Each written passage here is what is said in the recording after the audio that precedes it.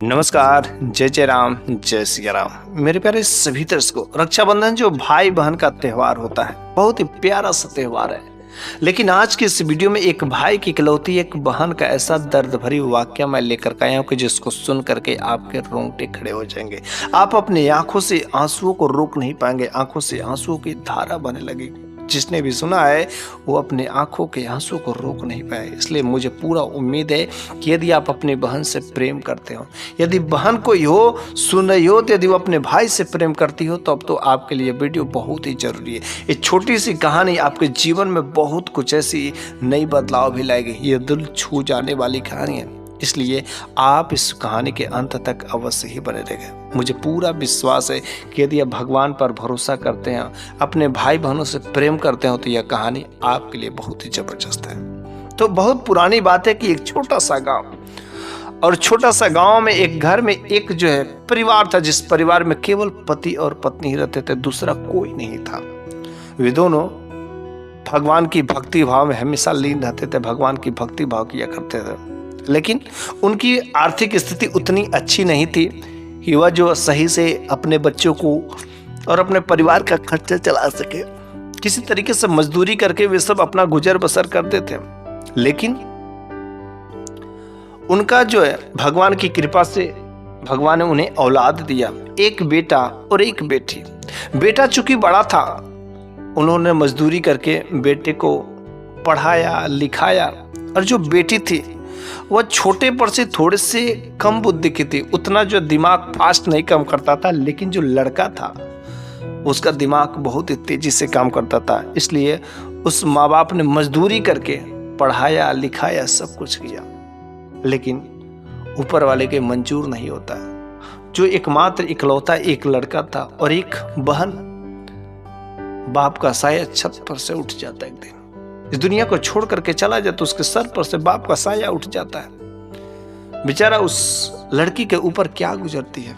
लेकिन चलो, कुछ नहीं हुआ और लड़का अच्छे से पढ़ने लिखने में था। फिर से परिवार की स्थिति धीरे धीरे नॉर्मल होती। लेकिन उधर जो माँ थी, अपने बच्चे को पढ़ाने के लिए, चूंकि पिता जब था तो बाहर मजदूरी करके लाता था, लेकिन अब तो पिता इस दुनिया से छोड़ करके चला गया। बच्चे को पढ़ाना है, घर के खर्चा चलना है इस तरीके से, क्योंकि जब बच्चे ऊंचे क्लासों में पढ़ता है तो पैसे भी अधिक लगते हैं। वो माँ नहीं चाहती थी कि मेरे बच्चे का पढ़ाई बीच में टूटे। इसलिए उस माँ ने अपने उन बेटों और बेटियों को लेकर के शहर में लेकर के चली गई। सोची कि शहर में लेकर के जाएंगे तो शहर में अच्छे खासे पैसे मिलेंगे, कहीं इधर उधर तो काम करना शुरू कर देंगे। फिर वह माँ अपने उन बेटों और बेटियों को लेकर के शहर में चली गई। वहाँ पर बेटा अपना पढ़ाई करता, अपना तैयारी करता, इधर माँ जो है घर घर जा कर के बर्तन धोना, झाड़ू पोछा करना लगाना शुरू कर देती। देर रात तक काफ़ी थके हारे आते थे। इधर जो उसकी जो बेटी थी वो भी धीरे धीरे बड़ी ही हो रही थी। लेकिन घर आने के बाद वह बेटी इतना जो जरूर करती थी कि घर का सारा काम काज कर देती थी। पढ़ने में तो उतनी ठीक नहीं थी, लेकिन भाई पढ़ने में बहुत अच्छा था। सर लोग भगवान के भक्ति भाव में हमेशा विश्वास करते थे, भगवान पर विश्वास करते थे। वह भाई भी बहन भी और सब लोग अपने घर में परिवार में एक साथ बैठ करके परिवार में जो भगवान की पूजा पाठ करते थे। और वास्तव में एक दिन भगवान ने उनकी विनती को सुन ही लिया कि जो उनका इकलौता एकमात्र बेटा था ना, उसका गवर्नमेंट जॉब लग जाता, सरकारी नौकरी लग जाती है। सरकारी नौकरी लगने के बाद परिवार में खुशहाली का माहौल छा जाता है। अब तो खुशी का कोई ठिकाना नहीं रहता। अब तो वह माँ समझती है कि बस मेरे परिवार से अब तो लग रहा है गरीबी का महक जो आ रही थी खत्म हो जाएगा। लेकिन यह खुशहाली इतनी अधिक खुशी दे गई कि उस माँ को एक दिन अचानक रात्रि के समय वह हार्ट अटैक आ जाता है। वह खुशहाली को कंट्रोल नहीं कर पाती है और बस हार्ट अटैक आता है। वह माँ भी इस दुनिया से छोड़ करके चली जाती है। अब तो उस घर परिवार में केवल दो, एक लड़का और एक लड़की। अब करे तो करे क्या, भगवान ने मेरे पिताजी को भी छीन लिया और भगवान ने मेरी माँ को भी छीन लिया। माँ का जब खुशी का दिन आया, सुख का दिन आया, तो उससे सहन नहीं हुआ और भगवान ने मेरी माँ को भी इस धरती से उठा लिया। क्या ये हो रहा है, कुछ समझ नहीं आ रहा। लेकिन चूंकि लड़का को नौकरी मिल गई थी, इसलिए उसने जो है अपनी शादी कर ली। शादी होने के बाद जब घर में जो आ जाती है उसकी पत्नी, तो वह भी बहुत ही अच्छी थी, संस्कारी थी, हर तरीके से मानने वाली थी। चूंकि भाई जो और बहन के बीच में जो रिश्ता वहां पर था ना, वह भाई अपनी बहन की बहुत ही खातिरदारी करता था। नौकरी लगने के बाद अपनी बहन के लिए हर तरीके से जो व्यवस्था करता था, किसी चीज की कोई कमी नहीं। बहन को जो चाहिए वह चीजें ला करके देता था। वह अपनी बहन के लिए जान छिड़कता था। और शादी होने के बाद जब भाभी आती ना, अर्थात जब उसकी पत्नी भी आती, तो वह भी उसी प्रकार की मिलती है। वह भी अपनी ननद को बहुत ही जानती मानती है, किसी चीज की कोई कमी नहीं करती। और भाभी और ननद में खूब पड़ता था, कभी किसी चीज की कोई दिक्कत नहीं होती थी। इस तरीके से परिवार तो ठीक ठाक चल रहा था। और हुआ क्या, समय के बीतने के अनुसार जो उस भाई ने कहा कि आखिर बहन बड़ी हो गई, कब तक मेरे पास में रहेगी, आखिर इसका भी तो शादी विवाह करना जरूरी है। और एक अच्छा जगह रिश्ता देख करके, लड़का इंजीनियर था, अच्छा जगह रिश्ता देख करके उस भाई ने 7 लाख रुपए दहेज दे करके अपनी बहन की डोली जो विदा कर दी। अपनी बहन को विदा करने में किसी चीज की कोई कसौटी नहीं की, हर चीज का व्यवस्था किया जो जो उसको प्यारी थी, ताकि उसके घर वाले मेरी बहन को कुछ बोल नहीं सके, किसी सामान में किसी चीज को देने में कोई कमी नहीं छोड़ी। फिर जब शादी हो जाती है तो वह बहन अपने घर पर जाती है। बहन घर पर जाने के बाद कुछ दिन तो ठीक ठाक रहता है, लेकिन उसके घर के लोग जो बहुत ही अत्याचारित थे, उसकी सास जो पता नहीं कि उसको देख देख करके जलती थी, क्योंकि यह भगवान की भक्ति भाव करती, यह पूजा पाठ करती थी, यह शाकाहारी थी, इन सब चीजों को परहेज करती थी। लेकिन उसके घर वाले मांसाहारी और भगवान पर बिल्कुल विश्वास नहीं करते थे, जिसकी वजह से उसकी जो सास थी ना, इसके बीच में अक्सर जो लड़ाई झगड़े होते थे। लेकिन ये जो लड़की थी ना, कभी अपने सास की जुबान नहीं लड़ाई। अगर घर में सास माँ है ना, अगर वह बोलती है डांटती तो वह चुपचाप सुन लेती है। लेकिन हाँ, कितना भी कुछ बोले डांटे, कभी उसने अपने भाई के पास एक बार कॉल करके कभी कोई शिकायत नहीं की, कभी कुछ नहीं की। कभी कभी तो वह सास ने मिल करके उस लड़की को इतना कष्ट देती थी ताकि वो जो है डर के मारे इस घर को छोड़ करके चले जाए। लेकिन वह जो इतना कष्ट देने के बाद भी वह बेटी अपने भाई को, अपने भाभी को कभी एक बार कॉल करके नहीं पूछी। क्योंकि भाई और भाभी तो अपने काम में व्यस्त रहते थे, तो कभी कॉल अगर भाभी फोन करके या किसी से संदेश के थ्रू अगर उनसे बातचीत भी होती थी, तो कभी अपने घर की स्थिति के बारे में नहीं बताते थे कि मेरे साथ में ऐसा होता है वैसा होता है। हमेशा हंस खल करके बातें कर देते, इग्नोर कर देते। वो समझते कि शायद एक दिन सही हो जाएगा, एक दिन सही हो जाएगा, लेकिन उसके घर की स्थिति में एक दिन भी नहीं सही होता। वो जो अपने बेटे से कहती है कि देखो बेटा, ये जो तुम्हारी पत्नी आई है ना, ये तुम्हारे लायक है ही नहीं, जिस कैटेगरी का तुमको चाहिए उस तरीके की नहीं है। बिल्कुल देखो ना, पढ़ी लिखी नहीं है, ये घर में बस वैसे बैलो जैसे काम करती है, इसका कोई दिमाग काम नहीं करता। लेकिन उसमें किसी प्रकार की कोई कमी नहीं थी, घर का सारा काम काज एक नौकर के पत्थर करती थी। क्योंकि जब वह गई थी तो उस समय उसके घर में एक नौकरानी आती थी, जो घर में बर्तन धोने का, खाना बनाने का काम करती थी। लेकिन जब इसके जाने के बाद उस सास माँ ने अपने घर के उस नौकरानी को भी हटा दिया। अब तो उसके जगह पर यह जो बहू अर्थात यह लड़की जब उस घर पर गई थी तो यही काम कर रहे थे। उसके बावजूद भी उस सास को अपनी यह जो बहू थी इन्हें पसंद नहीं थी। अपने लड़के को बार बार चढ़ाती थी कि बेटा तुम इसको छोड़ दो, इसको घर से बाहर निकाल दो, ये तुम्हारे लायक नहीं है। तुम बोलो तो तुम्हारी जो दूसरी शादी दूसरी जगह पर अच्छे से कर दी जाएगी। यह बातें सुनते थे ना तो उसकी आंखों में आंसू आ जाते थे, लेकिन वह फिर भी कभी अपने भाई से नहीं कहते थे। और एक बार बेटा और बहू, बेटा और सास दोनों एक जगह जो बैठ करके बातें कर रहे थे। सुबह सुबह का समय था और वह जो बहू थी चाय बना करके गरम गरम ले करके आती है, और जैसे गरम गरम चाय लेकर के आती है तो अपने पति को भी देती है। और जब चाय जो दे रही थी तो थोड़ा सा चाय उस कप में काफी भरा हुआ था और थोड़ा सा चाय जो गिर जाता है सास माँ के साड़ी पर, और जैसे सास माँ के साड़ी पर गिर जाता सास माँ तुरंत जो उसको तरफ देखती है, क्या तुम्हें चाय देने का शर्म नहीं है? चाय किस तरीके से दिया जाता है, इतना चाय दिया जाता है, ये किया जाता, वो किया जाता। अब लोग डांट फटकार लगाना शुरू कर देती। लेकिन वह बहू वह लड़की वहीं पर चाय लेकर के खड़ी रहती है और कहती कि सास माँ गलती हो गई, मुझसे माफ कर दीजिए, ये चाय आप पी लीजिए। लेकिन सास माँ देखो कितनी खतरनाक थी। तुरंत उसके हाथों से चाय लेती है और जैसे ही चाय लेती है ना, उस चाय को गरम गरम चाय जो बहू के चेहरे पर छींट देती, बहू के चेहरे पर फेंक देती। लेकिन वहीं पर वह बेटा बैठा हुआ था। उस बेटे ने एक बार भी माँ की तरफ कुछ बोला नहीं। अपनी माँ को नहीं बोला कि आखिर तूने मेरी पत्नी के साथ में ऐसा क्यों किया, आखिर ये पत्नी किसके सहारे आई है, क्या इसीलिए आई है। उसके भाई ने 7 लाख रुपए दहेज देकर के किसी चीज की कोई तो कमी नहीं की थी। बेटा ने कुछ नहीं बोला और वह भी लड़की कभी शिकायत नहीं की, कभी जो जुबान नहीं लड़ाती थी। और उसकी सास माँ ने ऐसा जब रवैया किया तो वहीं पर वह लड़की बैठ करके अपना चेहरा ढक करके रोने लगती है।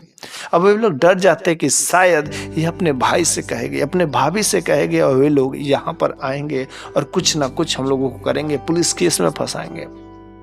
इस डर से उन लोगों ने प्लान बनाया, आगे पीछे उस दिन जो पूरा घूमते रहे, कहीं किसी तरीके से कोई संदेशा, कोई फोन कॉल, चाहे किसी तरीके से वह जो बताना दे, इसको घर से बाहर निकाल दे, ये तो बेहतर होगा। लेकिन उन्होंने कहा कि नहीं, अगर इसको घर से बाहर निकाला जाएगा तो फिर से अपने भाई और भाभी के पास में ही जाएगी, क्योंकि इसका भाई इसको बहुत ही जानता है, बहुत ही मानता है, फिर से हम लोगों के साथ में कांटा खड़ा हो जाएगा। नहीं, इसको घर से बाहर भी नहीं निकालना है और इसको निगरानी देखना है कि ताकि ये अपने घर पर कॉल करके कुछ बोल ना दे।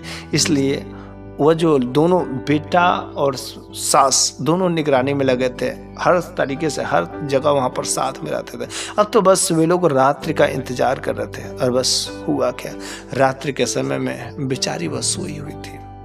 और देखिए बेटा और उस सास माँ दोनों ने मिलजुल करके प्लान बनाया और बेचारी जब रात्रि में सोई हुई थी ना, उसके मुख पर जो पिल्लो रख करके, तकिया रख करके, दबा करके जबरदस्ती बेचारी वह छटपटाती रह जाती है, चिल्लाती रह जाती, बचाओ बचाओ बचाओ। लेकिन उस सास माँ और बेटा ने मिल करके अपनी इकलौती उस बहू को, लड़की को मार देते हैं। मारने के बाद अब तो उसे बाहर रात के समय में ले जाए तो ले जाएगा, जाने तो जाने कैसे, कोई बाहर जानेगा तो क्या होगा, अब इसकी जो डेड बॉडी उसका क्या होगा।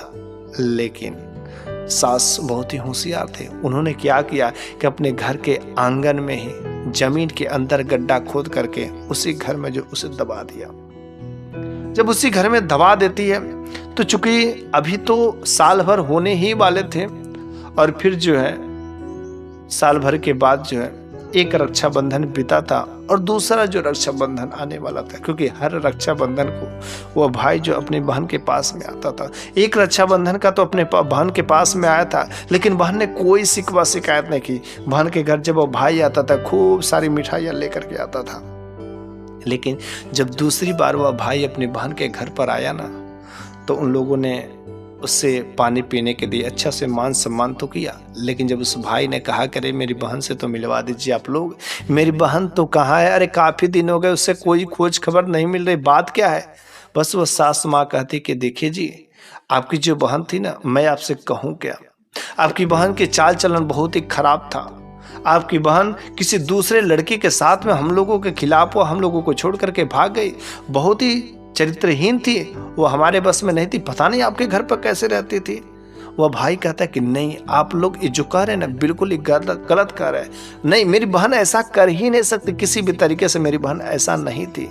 वह भाई जो अपने बहन के घर में जाकर के देखता है, ढूंढता है, उसकी बहन की रूह जो है आकर के अपने भाई के इर्द गिर्द चिल्लाती है, रोकती है, कहती कि भैया मैं यहाँ पर हूँ, भैया मैं यहाँ पर हूँ, अरे भैया मेरे से बात करिए ना, भैया आप मेरे घर पर आए, भैया आप मेरी बात सुनिए ना। लेकिन वह भाई अपनी बहन को नहीं सुन रहा था, अपनी बहन की बातों को सुन नहीं पा रहा था। लेकिन उसकी बहन की जो रूह थी ना, उसी घर में भटक रही थी, अपने भाई से बार बार चिल्ला करके कह रही थी कि भैया मैं यहाँ हूँ, भैया मैं यहाँ हूँ। लेकिन वो अपने बहन की आवाज को नहीं सुन पा रहा था। बेचारी वो बहन रो रही थी, चीख रही थी, उसकी बहन की रूह जो उसे भटक रही थी। लेकिन उन लोगों को कोई परवाह नहीं, बस वह बेचारा दर दर भटकता रहा। वह अपनी बहन को ढूंढने के लिए वो हर जगह, गली गली, मोहल्ला में, पेपर में, हर जगह छपवा देता है। इस तरीके से मेरी बहन है, बेचारा उसके आगे अपनी नौकरी से कुछ दिन के लिए छुट्टी भी ले लेता है ताकि मेरी बहन बस मिल जाए, क्योंकि मेरी बहन नहीं रहेगी तो मैं क्या करूँगा। मेरी माँ भी इस दुनिया में नहीं रही, मेरे बाप भी इस दुनिया में नहीं रहे और मेरी इकलौती एक बहन थी, वह भी इस दुनिया में नहीं रहे, भला मेरा ही रह करके क्या फ़ायदा होगा। अरे मैं भी नहीं रहूँगा, लेकिन जब तक मैं अपनी बहन को खोज नहीं लूँगा तब तक मैं चैन की सांस नहीं लूँगा। वह शहर जा करके अपने बहन को ढूंढने लगता है, लेकिन कहीं पर कोई जो है इशारा नहीं मिलता। फिर जो घूम फिर करके थके थके अपने गांव में जब आता है ना, तो उसे घर पर आता है तो ठीक नहीं लगता। और एक बार की बात है कि सामने जो भगवान का मंदिर था, रात के समय था, तो किसी ने कहा कि इसमें भगवान ही तुम्हारा सहायता कर सकते हैं, वही बता सकते हैं, उनकी जब कृपा लगेगी तो तुम्हारी बहन अवश्य ही मिल जाएगी। बस वह जा करके भगवान के दरबार में लगता है रोने। वह भाई अपने बहन के लिए वहां पर अपना सर पटकने लगता है, रोने लगता है। वहीं पर विनती करते करते रोते रोते वहीं पर उसकी आंख लग जाती, सो जाता है। उसे कुछ समझ नहीं आता कि रात्रि का समय हो गया, मच्छर काट रहे, लेकिन कुछ भी उसे समझ नहीं आता। वो तो अपना आपा खो बैठा था अपनी बहन की याद में।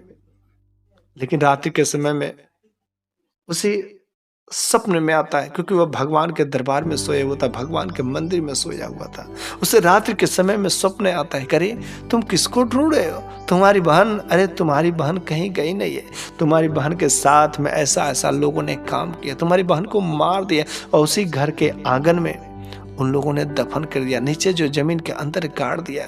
तुम जाना, वहां पर अकेले मत जाना, 2-4 लोगों को साथ में लेकर के जाना, वरना वे लोग तुम्हारे साथ भी वैसा ही कर देंगे। अगले दिन हिम्मत करके और वह 2-4 लोगों को कलेक्ट करता है और 2-4 लोगों को लेकर के डायरेक्ट उनके घर पर जाता है। और जैसा स्वप्न में भगवान ने दिखाया था, अब उसे नहीं पता था कि जो मैंने स्वप्न देखा है सही है या गलत है, आखिर ये चीज क्या है। और फिर जो है 3-4 लोगों के साथ में लेकर के उस घर के आंगन में जाता है, फावड़ा चला करके उस जगह की जैसे मिट्टी हटाता ना, तो बस उसकी बहन का शरीर जो है वहां पर दिखता है। उसकी बहन का शरीर तो नहीं था, लेकिन उसकी बहन की जो शरीर सड़ गया था, हड्डियां थी, हाथों में चूड़ियां थी, हाथों में मंगलसूत्र थे, जैसे थे वैसे ही थे। वह उसे पहचान जाता कि ये मेरी बहन की लाश है। फिर जो तुरंत वह पुलिस को इन्फॉर्म कर देता है। पुलिस वालों को जैसे पता चलते, पूरे के पूरे घर वालों को जेल खाने में ले जाकर के बंद कर देते। फिर यह भाई अपनी बहन के अस्थियों को ले जाकर के, हड्डियों को ले जाकर के नदी में दाह संस्कार करता है, उसका अंतिम क्रियाक्रम करता है। इस तरीके से उसकी जब भाई की जो इकलौती एक बहन थी ना, इस दुनिया से छोड़ करके चली गई अंतिम संस्कार करने के बाद, फिर वह भगवान के दरबार में आता है और कहता है कि हे भगवान, मेरी इकलौती एक बीबी, और बस अब हम 2 ही लोग बच गए, मियाँ और बीबी। भला मैं अपनी पत्नी के तो बारे में जिम्मेदारी नहीं ले सकता, लेकिन हाँ मैं अपनी गारंटी जरूर ले सकता हूँ कि मेरा माँ बाप को भी आपने छीन लिया, मेरी इकलौती एक बहन थी उसे भी छीन लिया। भला अब मैं इस दुनिया में क्या करने के लिए रहूं? मेरे को भी मर जाने दो, मेरे को भी मर जाना है। वहीं पर वो सर पटकने लगा, सर पटकने लगा, सर से खून बहने लगे। तभी जो वहां पर एक साधु बाबा का आगमन होता है। साधु बाबा ने कहा, अरे बेटा तुम ऐसे क्यों कर रहे हो? आखिर तुम्हें क्या दिक्कतें हैं, क्या परेशानी है? तो उन्होंने कहा, साधु बाबा मेरे साथ में ऐसी ऐसी बात है, मेरी कोई औलाद भी नहीं है, तो भला मैं जीऊँ तो किसके लिए जीऊँ? मैं काम करूँ या कमाऊँ तो किसके लिए कमाऊँ? तो साधु बाबा ने कहा, घबराओ नहीं बेटा, तुम भगवान पर भरोसा रखो और तुम्हें औलाद होंगी, अवश्य होंगी, क्योंकि तुम भगवान के दरबार में जो है, और भगवान के दरबार में अगर कोई भक्त सच्चे दिल से भक्ति भाव करता, कुछ मांग लेता है, तो भगवान उसे अवश्य ही देते हैं। और ठीक जैसा साधु बाबा ने कहा था, साधु बाबा के कहने के 1 महीने मात्र जो है उसकी पत्नी गर्भवती हो जाती है। जैसे उसकी पत्नी गर्भवती होती है, खुशी का समाचार आता है, और फिर जो है 9 महीने बाद एक खूबसूरत बच्चे का जन्म होता है। इस तरीके से उसके 2 बच्चे और 1 बच्ची जो है जन्म लेती है, और उसके घर में फिर से खुशी का माहौल छा जाता है। लेकिन वह हमेशा अपनी बहन को याद करता रहा। जब जब रक्षाबंधन, जब जब राखी आता था, तब तक वह जो अपनी बहन को याद करके वह रोता था। अपनी बहन के घर पर तो नहीं जा पाता था, लेकिन अपने बहन के नाम पर वह हमेशा एक रक्षाबंधन अपने हाथ में बांध लेता था, क्योंकि उसकी इकलौती एक बहन थी। इसलिए वह अपनी बहन को हमेशा याद करता था। वह अपने बहुत से बहुत ही जान मान करता था। इसलिए मेरे प्यारे सभी भाइयों, हम आप लोगों से कहना चाहते हैं कि अगर आपकी बहन है तो बड़े आप लकी हैं। कुछ लोग ऐसे होते हैं कि जो अपने बहन से घृणा करते हैं, अरे वे लोग उसकी महत्व को नहीं समझते हैं।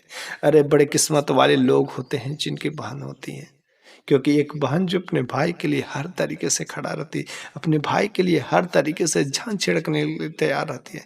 इसलिए हमेशा रक्षाबंधन के त्यौहार पर एक भाई को अपने बहन से राखी अवश्य ही बांधना चाहिए। अगर बहन नहीं आ सकी, बहन अगर नहीं कर सकी, अगर बहन तुमसे प्यार करती है, जानती है, मानती है, अगर भाई बहन का जो प्यार का प्रेम का रिश्ता है ना, बस तो एक रक्षाबंधन अपने बहन के नाम पर अपने हाथ की कलाई में जरूर बांध लेना।